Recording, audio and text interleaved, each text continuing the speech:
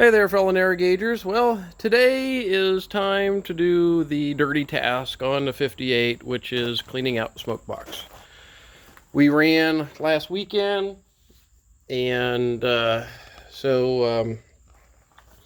had some ashes in here. It's already sucked most of it out, and now I'm going through with the shop vac. And basically, I just take the shop vac and stick it up against the end of each tube and let it sit there for a few seconds, and that helps suck some of the soot and all that through the tubes.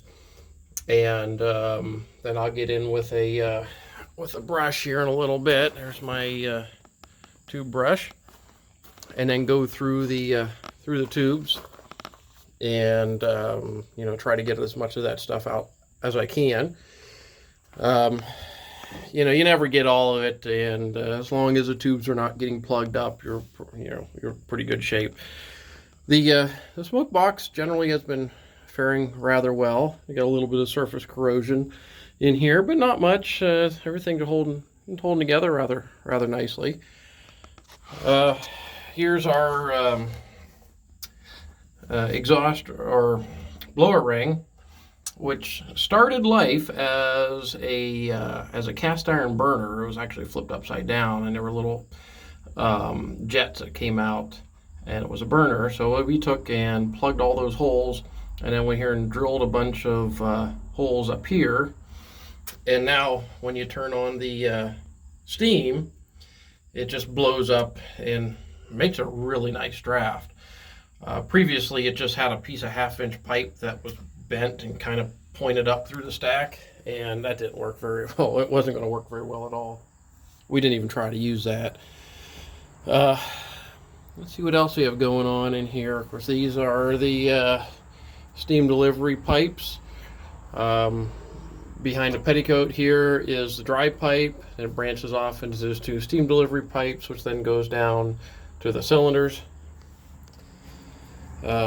This here is the exhaust nozzle itself. There's an insert in there where you can take that out if you want to change the diameter of the nozzle. You do that. You change the diameter of the nozzle. You change the position of the petticoat to change the drafting characteristics of the locomotive. Unfortunately, on this one, there's really not that much adjustment that could be made.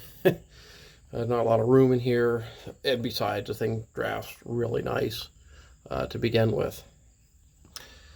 Let's see. Do we have anything else going on with the locomotive today? Oh, yeah, here. I don't know if I mentioned it before, but we're planning on taking indicator cards on the locomotive to help figure out the offbeat exhaust problem. So I've been working on this. Very rarely done, which is to put an indicator on a steam locomotive, because obviously it's difficult to access it while the locomotive is going down the track. However, I have a bracket. There will be a seat mounted here. There's going to be another bracket with a footrest here, so I can actually ride on the outside of the locomotive and run the indicator. And how this works is this here moves back and forth, and it moves back and forth by a string in accordance with the motion of the crosshead. And as this moves back and forth, steam pressure coming in from one side or the other, determined by this valve, steam pressure coming in here makes this move up and down. So from zero pressure on up to whatever pressure we determine the top end should be based upon what spring we put in here. So this goes up and down, and this goes back and forth. So you end up making a pressure diagram that goes up and then tapers down and back and then up and tapers down. So, and it does on a piece of paper in here. And then you take and you flip this the other way, and now this thing's going up and down in relationship to the stroke on this side. And it does the same thing, but that pressure diagram goes up and down this way. And then when you're done, you have the two superimposed on each other, and that gives you a good idea that if each pressure diagram is pretty much identical to the other one, that tells you that you're getting equal amount of steam in either side, and both sides are providing the same amount of power. If you have one that's way off, well, that's telling you that you've got an issue on that one side. Or you got one that's hardly any pressure at all, well, that tells you got something else going on, something in the valves, or maybe your packing is leaking too much, or who knows what. But this is basically the timing light for the steam locomotive, and it will give you an indication of where you have to look at for problems, and also tell you the performance of your locomotive and how well it's making power. And then from the pressure diagram, you can calculate horsepower. You can calculate a lot of that stuff working off the diagram. But to get started with this, just starting here with the left side and plumbing it in. All this stuff I bought on eBay over the years. There's a Crosby indicator, and then also the Crosby three-way cock. And then, I had to drill the holes, because this thing didn't have holes. I had to drill the holes on either side and tap them for 1/2-inch pipe.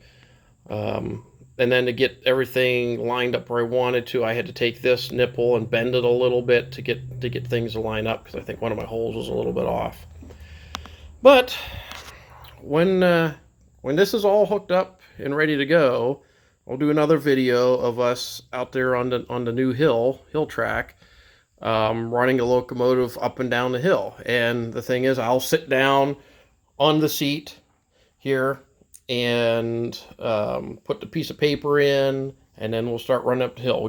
We'll have the steam pressure at a certain point. Maybe we'll say, okay, we're going to wait till it's at 150 psi, and then we'll make our run, and have it at full cutoff. And then we'll try it at maybe half cutoff, and then get different diagrams and then compare them and see where we stand, see how the locomotive's doing.